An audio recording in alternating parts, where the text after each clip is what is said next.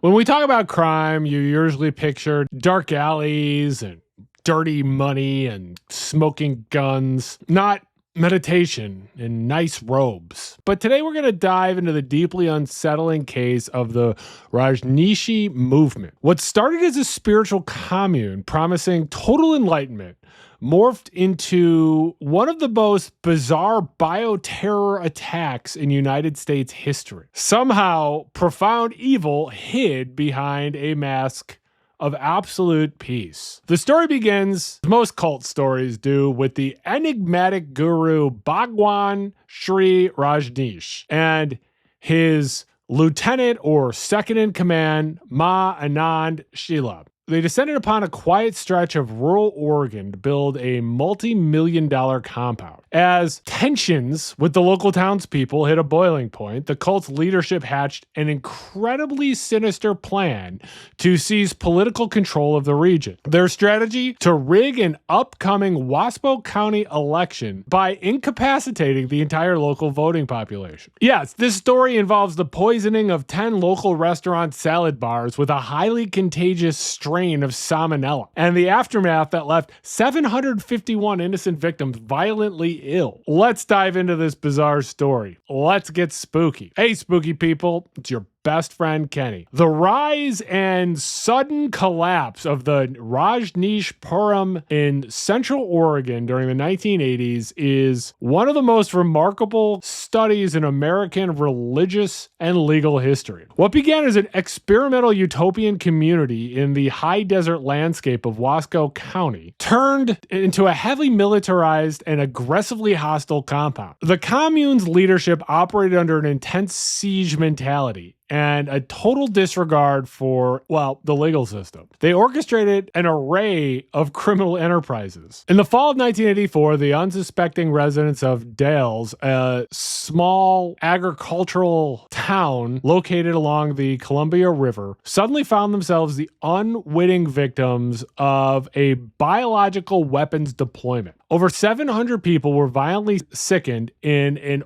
orchestrated outbreak of salmonella. The salmonella was intentionally dispersed by the cult's leadership to incapacitate the local voters in an attempt to suppress voter turnout and sway a highly contested county election in the cult's favor. The attack was a bizarre act of mass biological terrorism could be committed by a domestic religious commune, utilizing simply commercially available pathogens, standard medical supplies, and rudimentary laboratory equipment. The confrontation between the Rajneeshis and the state and federal government shows the typical escalation of extremist organizations. When the commune's first strategies of legal manipulation failed because of local zoning laws and the government institutions, the leadership of the cult pivoted to violence and mass poisoning. The origins of the Rajneeshi movement are rooted in the teachings and persona of Bhagwan Shree Rajneesh, who is an iconoclastic Indian guru who emerged in the 1970s as a,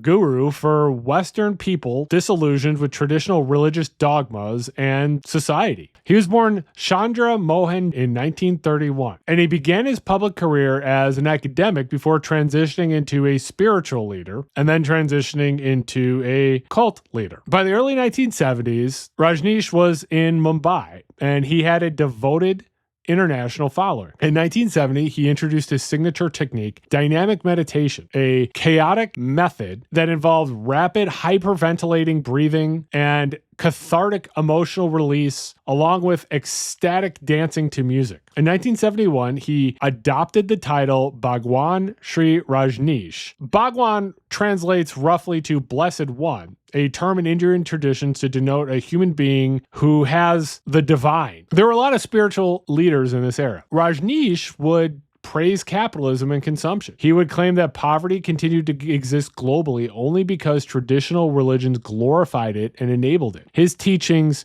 dismantled traditional family and society values. He discouraged marriage and childbirth among his followers, saying that the nuclear family was prone to dysfunction and was a primary impediment to total spiritual liberation. That meant that contraception was actively encouraged, which gave the pervasive culture of free love and sexual exploration. operation. This led to the international press to dub him the sex guru. In 1981, Ma Anand Sheela became Rajneesh's lieutenant in her early 30s, and she had ruthless drive that Rajneesh deemed necessary for the movement's phase of global expansion. Under Sheela's direction, the movement relocated to the United States to build a permanent, self-sustaining utopia. In July 1981, Sheela facilitated the purchase of the 6,400-acre Big Muddy Ranch in the high desert of Central Oregon for roughly $5.75 million. The property was rechristened Rancho Rajneesh, and the leadership set out to build a city from the ground up, Rajneeshpuram. The development of Rajneeshpuram was an impressive logistical feat that at first impressed urban planners. They were financed by a massive amount of capital from Rajneesh's affluent adherents, and the commune quickly swelled to an estimated 7,000 permanent residents. The number would spike to 15,000 during the annual summer festivals celebrating the guru. The commune featured extensive organic farming, massive land reclamation, and irrigation projects. It also had a state-of-the-art recycling system. They constructed urban infrastructure in short periods of time, including a 4,200-foot paved airstrip capable of landing commercial aircraft, a sewage reclamation, a fire department, a reservoir, a shopping mall, townhomes, and a public transportation system that would use buses. The commune would even get its own zip code. But all of the wealth and radical nonconformity of the community collided with the rural nature of Wasco County. In order to circumvent immigration policies and gain tax-exempt status, Sheela formally declared the movement a religion, dubbed Rajneeshism, drafting a foundational text and attempting to align the group's legal standing with recognized religious entities. What began as sort of local confusion turned into profound distaste from the people of Oregon, and eventually became open political warfare. A main point of conflict was Oregon's strict land use laws, which were designed to protect agricultural zones from urban sprawl. A group called 1,000 Friends of Oregon, which was a prominent land use watchdog group, filed numerous motions and lawsuits to block the commune's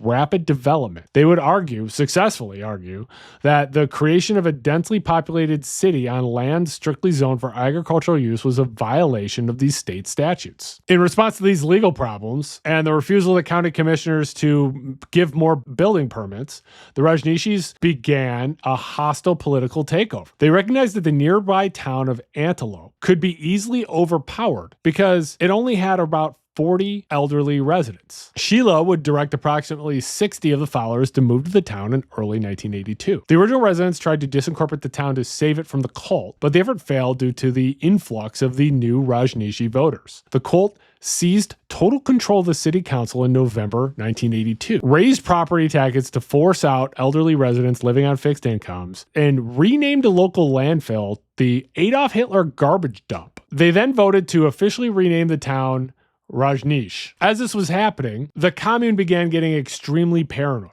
They were fearing both state intervention and other types of hostility. And this was made worse by an actual bombing in 1983 of the Rajneeshi-owned hotel in downtown Portland by a radical Islamic group. So the commune began to become heavily militarized. Sheela formed an internal, heavily armed security detail known as the Peace Force, of course. Decked out in distinctive red uniforms, carrying badges, and visibly armed with semi-automatic rifles, the Peace Force was a private militia. Somehow, the leaders of the Peace Force were actually trained by the Oregon Police Academy and briefly possessed access to state law enforcement computer databases. The cult's leadership realized that controlling the tiny outpost of Antelope was legally insufficient to bypass the county's zoning restrictions to continue to work on their utopian project. So they began targeting the Wasco County Commission. In the fall 1984 elections, the cult aimed to capture 2 of 3 county commissioner seats, and that victory would effectively grant them total political control over the entire region. However, the basic electoral math showed that they didn't have the necessary voting block and that they would easily be outvoted by the people living in Wasco County. So they began figuring out how to manipulate the voting balance. months. Sheela and her underlings launched the Share a Home program in the spring and summer of 1984. Under the appearance of a compassionate humanitarian effort to aid the nation's destitute,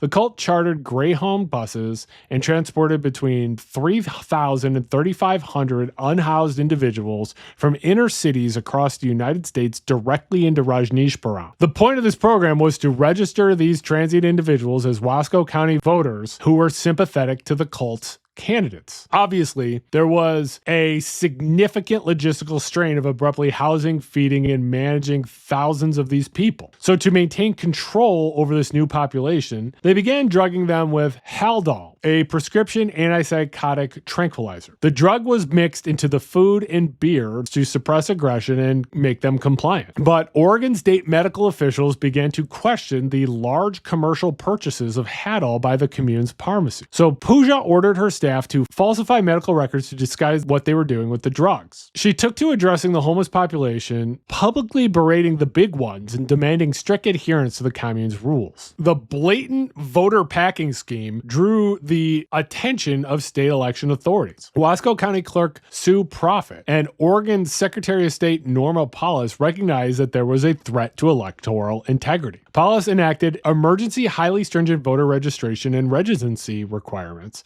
including halting registration on October 10th and mandating strict proof of residency interview in order to neutralize the cult's ability to register this transient population in time for elections. The failure of the Share at Home strategy showed the Rajneeshi leadership that the only viable path to winning these elections was to physically suppress the opposition's voter turnout. Sheela conceived a plot that was incredibly audacious. They decided to biologically incapacitate the voting population of Dalles, the largest population center and political seat of Wasco County. Now, it's a big leap from political manipulation to bioterrorism. Initially, they debated deploying various lethal biological agents. They debated using Salmonella typhi, the hepatitis virus, or even HIV. But these options were ultimately discarded due to the likelihood of tracing these lethal exotic agents back to the cult, as well as the difficulties in culturing and weaponizing a virus like HIV. They also considered plans to infect the city's municipal water supply. They discussed dumping dead rodents into the reservoirs or using beavers laden with Giardia lamblia,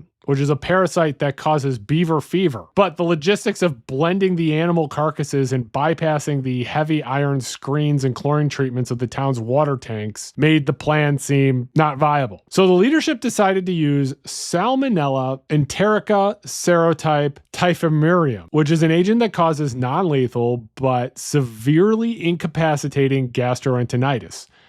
They decided it was the perfect pathogen to prevent citizens from leaving their house to vote without triggering the immediate massive federal response that a lethal plague would cause. The cult would legally purchase a sample of the Salmonella bacteria from a commercial medical supply company operating in Seattle. Within a highly secure laboratory at the Commune, and using standard microbiological laboratory equipment like petri dishes, an incubator, and a freeze dryer, they began to aggressively mass produce the bacteria. They created a biological slurry, a light brown liquid the conspirators called salsa, and it was ready for widespread deployment. The attack was rolled out. At first, they had trial runs in late August 1984. The cult tested the bacteria by contaminating produce in local grocery stores and spreading the liquid on doorknobs and urinal handles in the Wasco County courthouse. The first successful human poisoning took place on August 29th when two visiting Wasco County commissioners, Judge William Holtz and Commissioner Raymond Matthews, were given glasses of water laced with the bacteria during an official tour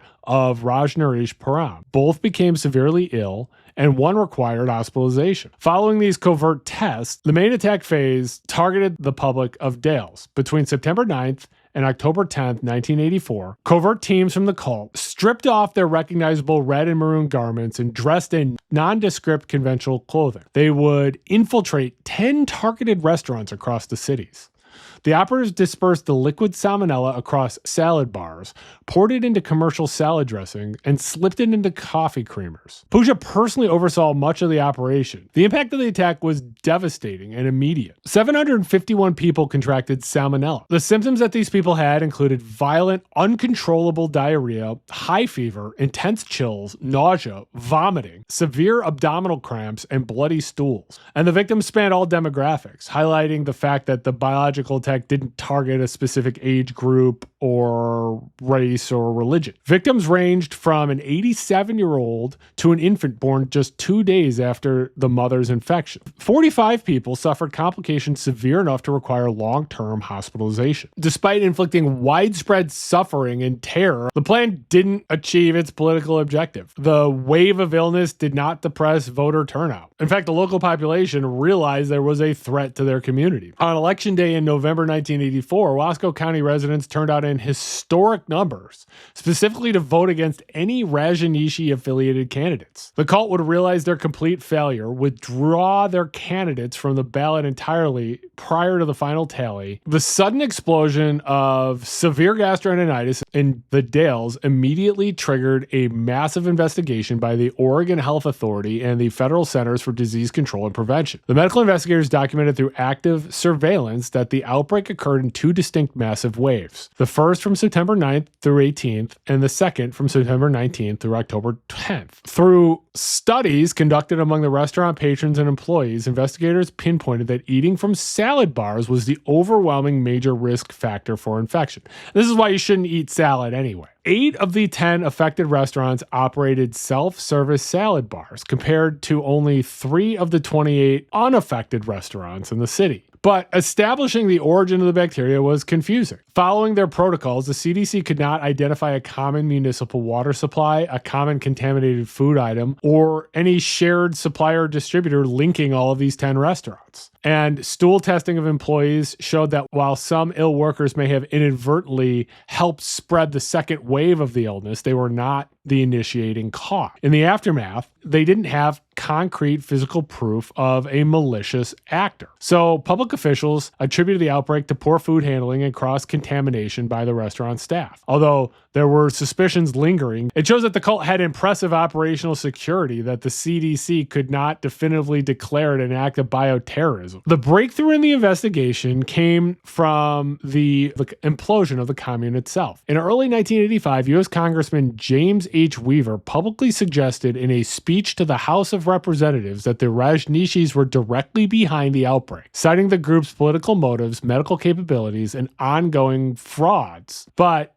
he lacked hard physical evidence at the time. The unraveling occurred in September 1985. Facing internal dissent and realizing that her authoritarian grip on the commune was failing, Ma Anand Sheela abruptly fled for Europe on September 13th and took with her closest conspirators. 2 days later, Bhagwan Shree Rajneesh had a dramatic press conference. He publicly accused Sheela and her departed gang of fascists of orchestrating a string of severe crimes, specifically identifying the mass poisoning of the Dalles, multiple attempted murders of local officials and his own associates, and extensive illegal wiretapping of the commune. Rajneesh invited state and federal authorities onto the property to investigate his claims, attempting to distance himself from the actions of his lieutenants. Oregon Governor Victor Atiyeh saw this as an opening, and the Attorney General immediately convened a massive interagency task force with the FBI, the Oregon State Police, Immigration and Naturalization Service, and the National Guard. On October 2nd, 1985,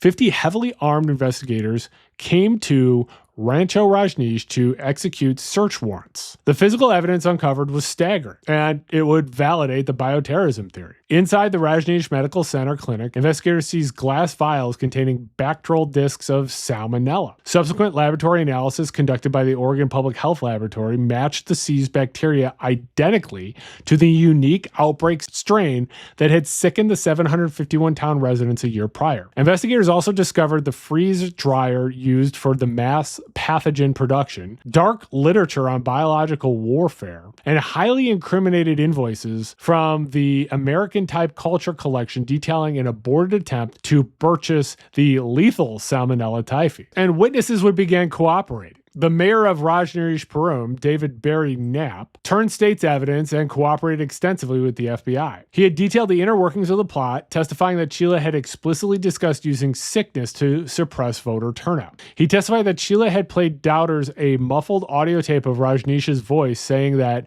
if it's necessary to do the things to preserve his vision, then do it, which Sheela said was a divine approval to eliminate opposition and execute the biological attack. Federal and state prosecutors were armed with overwhelming physical evidence and testimonies from cooperating witnesses. So they began to dismantle the criminal network and hold leadership accountable. On October 28, 1985, Ma Anand Sheela and Ma Anand Puja were located and arrested in West Germany. After months of extradition negotiations, they were returned to Portland, Oregon in February 1986 to face a litany of state and federal charges. Since they were faced with an insurmountable case, both women would enter Alford pleas, which is a special mechanism by which a defendant asserts their innocence but admits that the prosecution has enough evidence to prove guilt beyond a reasonable doubt. They pled to a massive slate of charges, including product tampering for the 1984 terror attack, attempted murder, first and second degree assault, illegal wiretapping, and immigration fraud. The sentences ended up being pretty lenient. Sheela received sentences amounting to about 20 years for attempted murder, 20 years for assault on Judge Hulse, and 10 years for assault on Commissioner Matthews, and 4.5 years for her role in the Salmonella attack, and a massive fine of $470,000. Puja received parallel 15-year and 4.5-year sentences for her medical facilitation of the poisoning. Despite the severity of the actions, perpetrating the largest bioterror attack in U.S. history, both women were released on parole early for good behavior after serving just 29 months in a minimum security federal prison in Dublin, California. After her release, Sheela's green card was revoked and she was deported to Europe. She would eventually settle in Switzerland, where she purchased and operated 2 private nursing homes. Bhagwan Shree Rajneesh was never formally charged with the bioterrorism attack or the attempted murders due to it being difficult to prove that he had direct involvement. But the federal government had evidence of his central complicity in mass immigration fraud. As federal authorities prepared to unseal the indictment against him, Rajneesh attempted a desperate escape. On October 27, 1985, he boarded a chartered Learjet with his physician housekeeper and a small group of loyalists attempting to flee to Bermuda. Aboard the aircraft, he had a .38 caliber revolver, armor-piercing Teflon-coated ammunition, $58,000 in currency, and $1 million in jewels. The aircraft was intercepted when it landed to refuel, and Rajneesh was arrested on the tarmac in Charlotte, North Carolina. He didn't want to have to go to jail and face a trial, so he accepted a plea bargain. He pled guilty to 2 counts of immigration fraud, paid a $400,000 fine, received a 10-year suspended sentence, and agreed to be immediately deported and barred from entering the United States for a period of 5 years. The disgraced guru was denied entry by 21 different countries before finally returning to his original place of Pune, India, where he attempted to revive his movement until he died in 1990. Rajneesh leaving triggered the collapse of Rajneeshpuram. The remaining disillusioned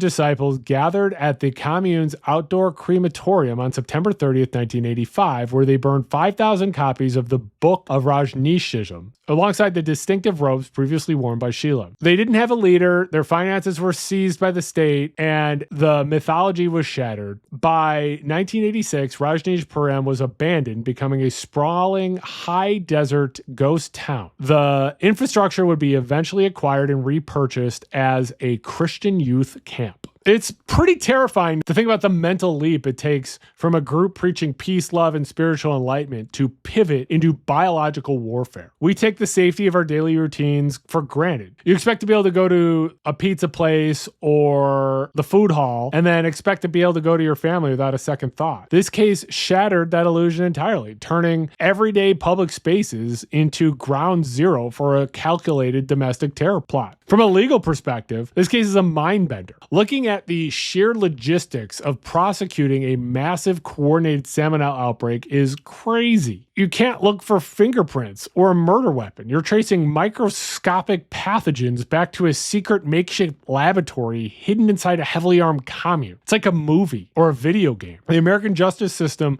was entirely in uncharted territory here. The fact that something of this magnitude happened in some quiet Oregon town is haunting, and it haunts history books today. But I want to know what you you think. Do you think that the sentences handed down were enough for the largest bioterror attack in U.S. history? Let me know your thoughts in the comments. I'm curious. If you enjoyed this dive into the dark side of the law, please subscribe to this channel, The Spooky Lawyer, like and share this video. And if you'd like to support the channel, become a member of the channel. I appreciate you considering this. You can also support the channel by liking, sharing, hyping, and commenting on my video. And I do appreciate you watching my videos. And please stay spooky.